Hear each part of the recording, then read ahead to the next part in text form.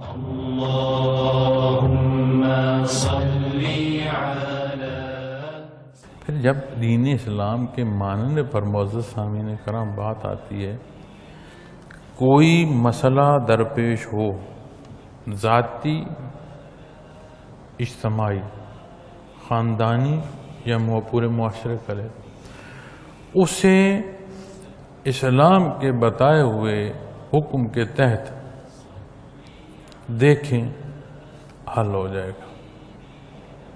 ہر ایک کی حدود ہیں، متعین ہیں، اس میں جھگڑا بڑھے گا نہیں، انصاف ہوگا۔ اور انصاف کا یہ خاصہ ہے کہ وہ برائی اور خرابی کے خاتمے کا سبب، ایک تو اجر اور ثواب ہے، انعام کا سبب، لیکن جو دوسرا پہلو اس کا ہے وہ برائی اور خرابی کے تدارک کا سبب ہوتا ہے۔ اب ہم اپنے ملکی انتظامی امور کو جب ہم دیکھتے ہیں تو قوانین میں اگر آپ جائیں تو حیرانگی ہوتی ہے کہ اتنے باریک قوانین ہیں کہ جو ہم سوچ نہیں سکتے وہاں تک کی باریکی قوانین میں لکھی ہوئی، لیکن نظم و نسق کو اس طرح کر دیا گیا ہے کہ اس کا اطلاق ہر ایک پر نہ ہو، یعنی قانون کا اطلاق اس کے اندر مساوات نہ ہو۔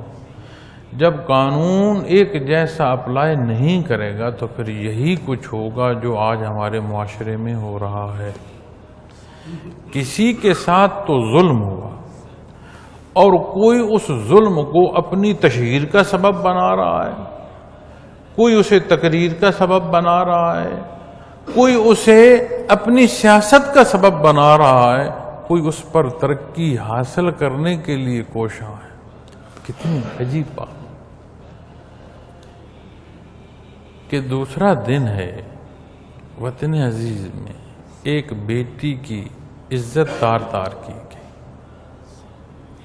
اس خطے میں جس خطے کی ایک بیٹی کی آواز پر راجہ داہر کے ظلم جو ہیں انہیں لپیٹ دیا گیا تھا، اور محمد بن قاسم رحمۃ اللہ تعالی علیہ اس خطے میں تشریف لائے تھے۔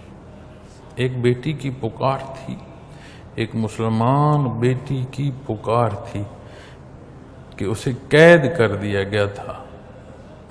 آج اس اللہ کے نام پر قائم ہونے والا ملک جس کے نام پر دوسرے خطے سے محمد بن قاسم یہاں تشریف لائے تھے اور مخلوق کو ظلم سے نجات دلائی تھی، اس اللہ کے نام پر جو ملک بنایا گیا ہے اور قائم ہوا ہے، اس میں اس کی بیٹیاں جو ہیں، اس ملک کی جو بیٹیاں ہیں، ہماری مائیں، ہماری بہنیں، ان کی عزتیں تار تار ہو رہی ہیں۔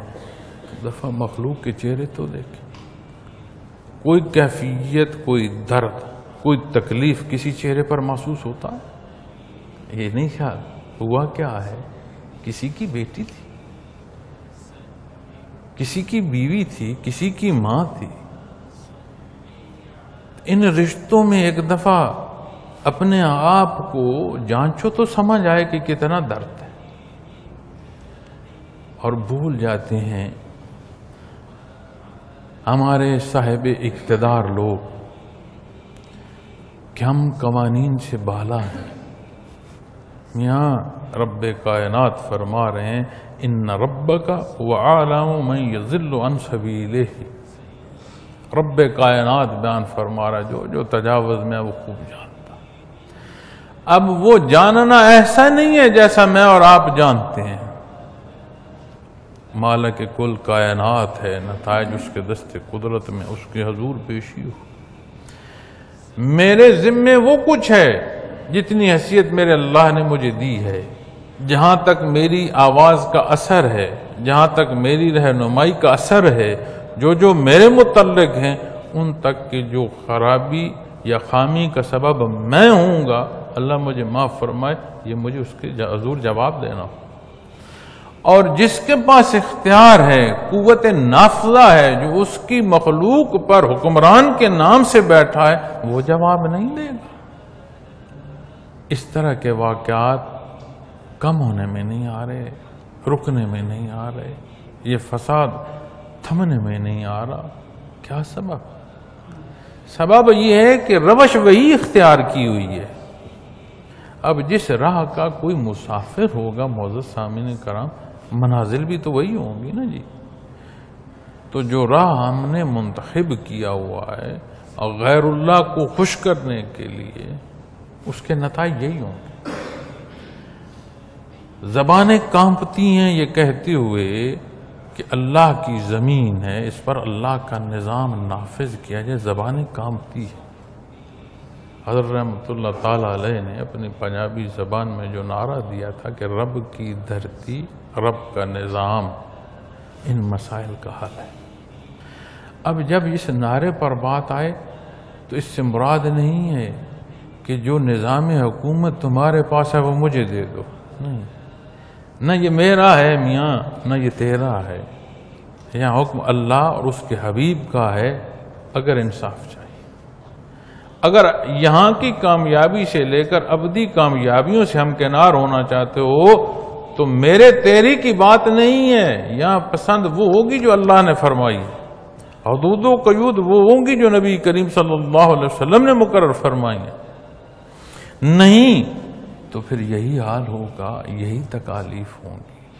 آج وطن عزیز میں جو قوانین ہیں ان کا اطلاق اور مساوات کے ساتھ اطلاق ہر ایک پر نافذ کر دیا جائے. آپ یقین مانیں یہاں بات سالوں کی یا مہینوں کی نہیں آئے گی، دنوں میں تبدیلی نظر آئے گی. لیکن اگر میں تبدیلی آپ کو بیان کروں اور خود اس پر عمل پیرا نہ ہوں، یہی کچھ ہوگا جو ہمارے ساتھ ہو رہا.